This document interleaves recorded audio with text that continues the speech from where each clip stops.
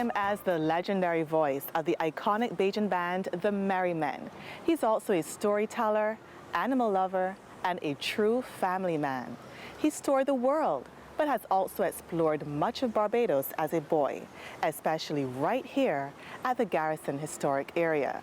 In this edition of We Bajans, we feature outstanding entertainer Charles Emile Straker. As a youngster running all through the Garrison, we came across them because the center, I think, is right in the center of the Garrison. And so the other little boy said, "Boy, if you don't behave yourself, we can drop you down here." But you could look down, but we never really climbed down. But now they found them, they realize that it's like the hub of a carriage wheel.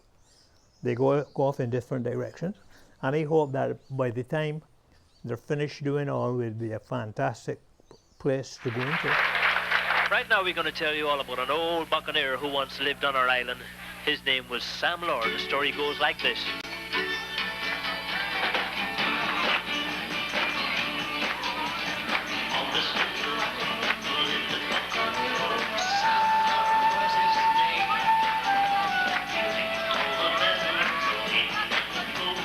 I love the history of Barbados. I will research any and everything. Well, everybody knows about Sam Lord, the pirate. As a youngster, I remember taking me to Sam Lord's castle when it was immaculate. All the antiques and the things that they had in the foyer, the entrance. And then they took me down into a tunnel that led to the beach. And they had a room in the tunnel and said this is where he locked his wife up. So these things must be true. Some people try to refute it and say he was not. But and as a young boy looking around for Sam Lord's treasure, we have found a cave up there.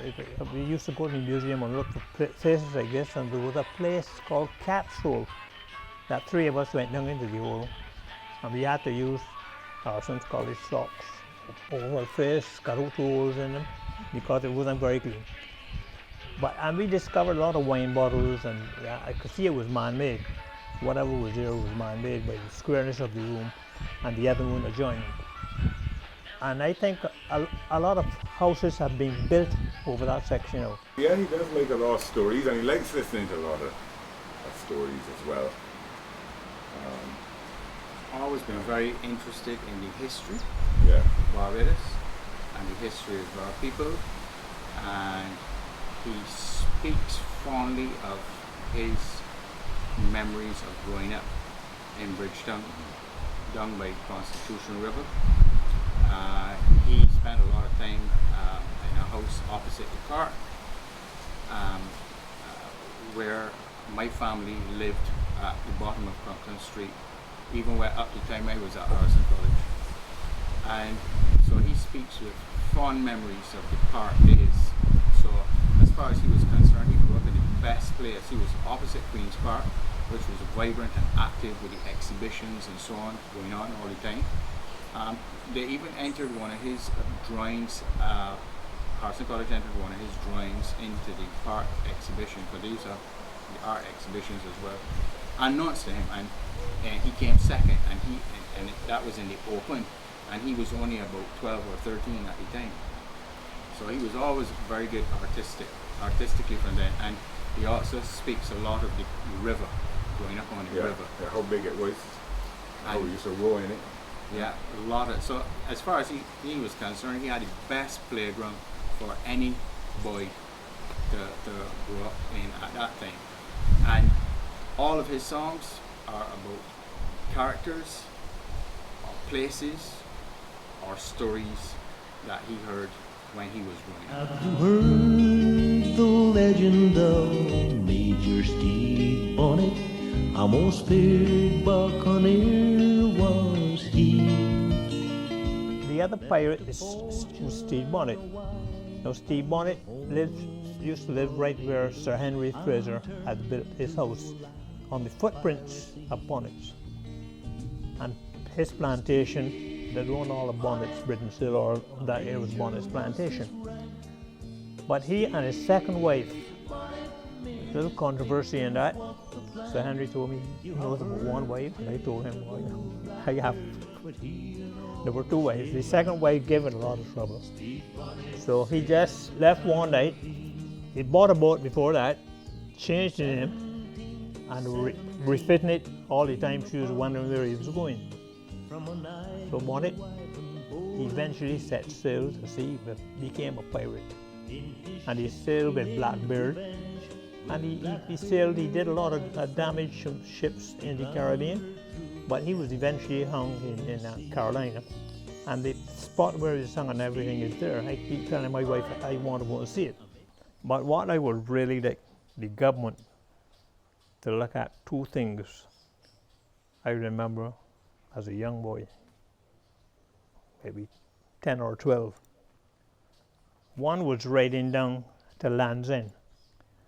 Now people know Land's End in England. Well, this is Land's End in Barbados. Before they had the water harbour, the road came to a complete stop, and you would climb down like 3 or 4 feet to the ground level with the beach. And you used to have a little tributary with rocks, and then somebody would pass your bike down to you, and you keep going down. There was a Coconut Walk. there was a hill on the right-hand side called Coconut Walk, I think. No, Coconut Walk was in place. It was just when you pass the river, was a coconut Right, walk. but there was a kind of a hill, sloping hill, with a mahogany tree and other coconut trees and things like that. But there were 3 caves in that area. And inside the caves had drawings that we suspected the Arawak Indians must have done the drawings. The 3rd cave was a large hole was in the top, and you could see it with a big fire hearth where they would cook. Now I don't know who is responsible for it, but I believe one of the government, they built a lot of living buildings there, I could live in. So they must have built over the caves or blocked them or something. But that is a real historical site that Barbados should have had today. And the other one in Turner's Hall was, I went when a little guy again, about 6 or 7 years old, and my aunt and the party she was in took out a saucepan of eggs and boiled them on what they call the boiling springs. Now here was a spring in Turner's Hall, was that water was bubbling up, hot, hot, hot. And they would go and boil them there. And I would just love to come across a person that could remember where the boiling springs were, because I figured today it would be a good spa that people would go there, well built up, and have swims and things like that. I lived at Farley Hill one time. Yeah, Farley Hill House. And we were the last people, I think, that we lived in there. Because before they did Island in the Sun and all that. The ballroom downstairs, I was scared, petrified to go through that ballroom because it was so tremendous. And it wasn't lit because we couldn't light up that whole place. And I would not go through because they had pillows, great big pillows. And there must have been about 16 or more. And I wouldn't go through there. I was too scared to go in that room. The Merrymen did a concert at Farley Hill years ago. Alambe wrote, he wrote a lot about it because the moon was coming up over the hill, just coming through the trees, and it was quiet, quiet. And I told a story about the ghost of Farley Hill. People started to leave during the story. They were so frightened. I said, at night like this, when the moon comes over the hill, you could see her running in her nightgown through the trees. And everybody started to look around for this ghost. But I have a lot of ghost stories in Barbados. But that was a real haunted place. I wouldn't go up into Farley Hill at night alone, for sure. I enjoyed it. Conrad is a happy, frightening everybody. Oh, sweet island, join the Reagan's grip on. Dog in the island, oh sweet island, join the rhythm's ribbon. By the time the grand started coming around, you know, my dad would lie on the bed with one of the children on his tummy and sing all these crazy songs about every sort of strange animal. And of course the kids loved it. They just, you know, loved to hear him sing, as we all do. And he decided he wanted to actually make a CD, a children's CD, and he wanted me to sing all these songs. And actually, on the CD as well, he decided to put a song, my only song I've ever written, when I was the age of 11. And we cut that as well. It was called Under the Christmas Tree, you may have heard it. But anyhow, so we did this children's compilation called Once Upon a Song, which was lovely, a nice project to do with my dad, because it's the first time we'd ever really done anything like that before. And it was quite popular, nice Christmas present. You Cinderella, the festival, you wish to go to the festival, the King's Festival. The festival. Look at you now, look at your dress. People will laugh at you, nevertheless. She still wish to go to the festival and dance before the breeze.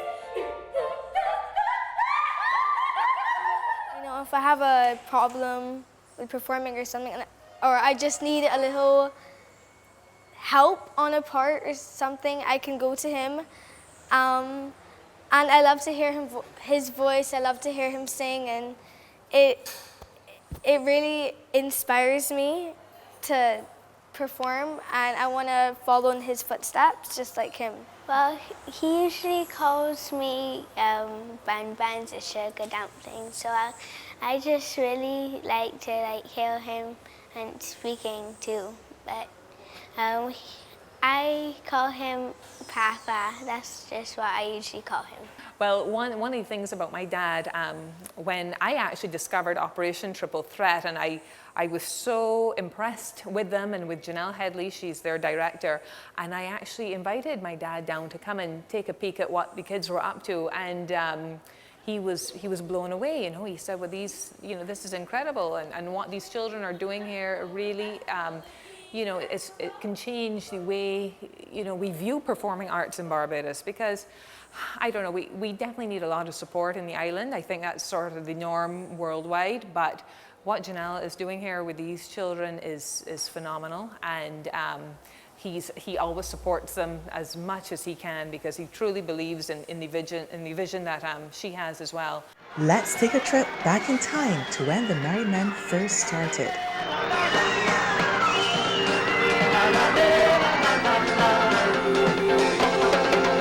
I was always interested in music.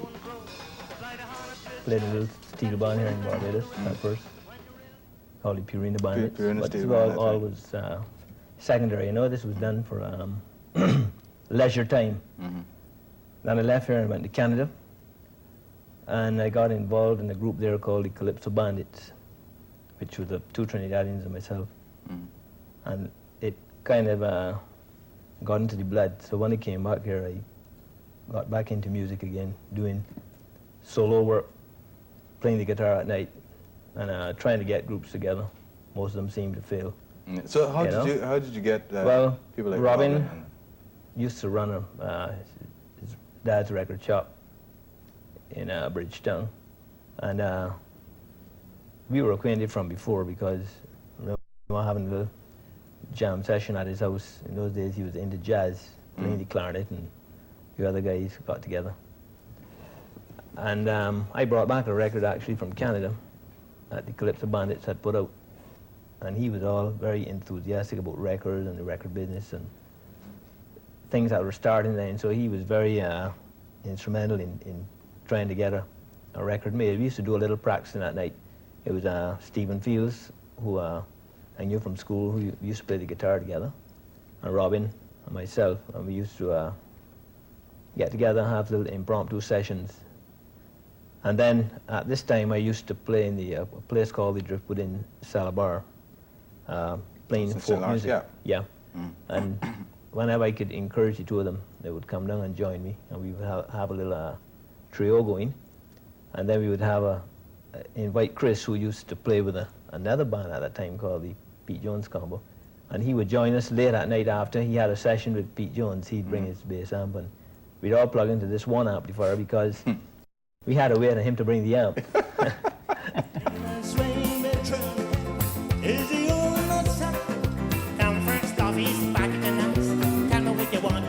We played 6 nights a week, and we would leave at the end of the show on Saturday night and take a train to London, getting about 6 in the morning, get some breakfast, and be in the studio at 10, record the whole Sunday, get on the train back to Blackpool to prepare ourselves for Monday. So, I mean, it's not easy, you know, but bands, you have to work.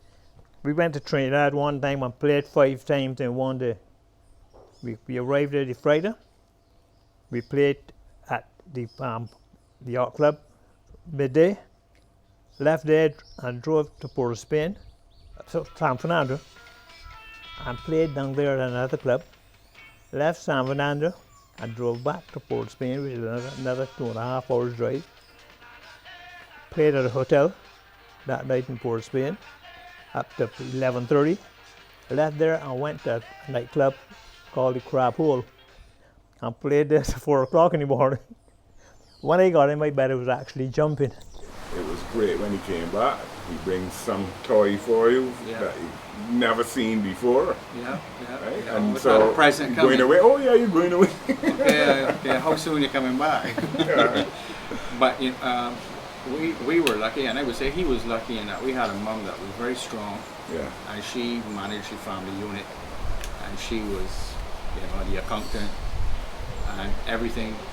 She managed everything, so he could concentrate on the arts and creating and writing and performing. He could concentrate on that, and he would bring back the money and give it to her, And so he didn't really get into too many anger fits with us. And as we say, he liked telling a story, and he liked telling jokes, and he liked playing practical jokes. He always played jokes on us, on his family, on people that worked for them in our house. Always was playing a joke on somebody, so it was always funny. And he loved playing Santa Claus. Every year he loved playing Santa Claus, especially when his grandchildren came along. And he was very good and got away with it for a long time. And then he exposed himself with his gold bracelet that he never took off. They saw it, and although they couldn't read what was on it, they knew that was Papa's. Not only has he shared his sense of humor, he's also passed on his love for performing.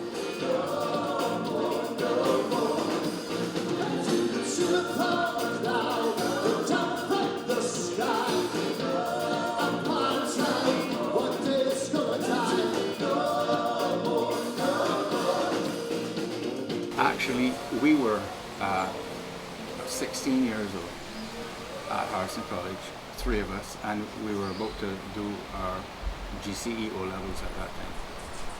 And we had written a number of songs, and we had picked 10 that we wanted to record. And we kept pestering him all the time that we wanted to record these songs, When are you gonna book the studio time that we can go and record these songs? And we kept on him all the time. And to our surprise, he said, okay, I blocked the studio because it was his studio. I blocked the studio, and you all can come and record your songs. And the exams were like 2-3 months around the corner. And it's only looking back years later that I realized, how crazy he was to let us do that, because obviously we weren't thinking about anything else. We were totally involved in making this record. After that, then we had gotten many jobs, and we were playing every week at 17, and by that time I don't think they had the heart to break that up, Sad love, look at me one more time. Well, I don't know why, but sad love,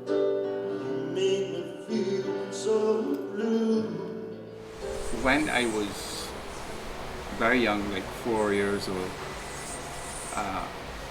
there was always a lot of music in the house, but his music, because he would have been listening back to recordings and making recordings, and you're listening, trying to get it better all the time. So as a young person and absorbing all of this and liking how it made you feel, you know, that is where my influence would have come from. And I remember in 1966 they did a show at Kensington, and there's a picture of it, and I remember clearly being next to my mother. I don't think you were allowed to come at the time, and I was next to her, and it was and a lot of people, and we were seated in a stand. And when they started, when the Merrymen started to play, I took off and left her, and I could only hear her screaming and shouting. And the next time she saw me, I was on stage. I had worked my way right through the crowd. I remember crawling through feet, and I had a little guitar with me, and I had worked my way on stage, and I remember that moment clearly, and remember how it made me feel to be up there, being a part. In my mind, I was a part of making these people happy, and that stuck with me forever, and I guess I always wanted to do it. Having said that, I think that he probably liked music more than me, but I had liked the creative process of it, you know? Is this true? Well, the question I'm always asked if I play an instrument, and it was always no. I was only involved, I DJ'd for many years, by the time I was 15, and all through, I guess, for what, 30 years, and then I stopped. But since I moved to the UK, I started to dabble a little. I picked up a little ukulele and started to learn some chords and a couple of songs, mainly Beatles songs. I read the news today, oh boy, about a lucky man. Even in this early tape, he has a voice which sends shivers down the spine. He heard what so many others had missed. George Martin, who made the Beatles brilliant and revolutionised music in the process. George Martin was a real gentleman. He recorded 2 songs by Sam Lords, and the other one was Wings of a Dove. And at that time, we were introduced to him from the Commonwealth Arts Festival. But we did not know he was as great as, I knew he had the Beatles. And then they just moved forward at a terrific rate.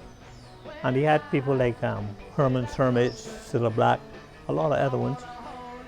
And we had to choose between George Martin and a gentleman named Norman Newell, who was a great composer. He wrote Portrait of My Love and More Than the World, and a song called More.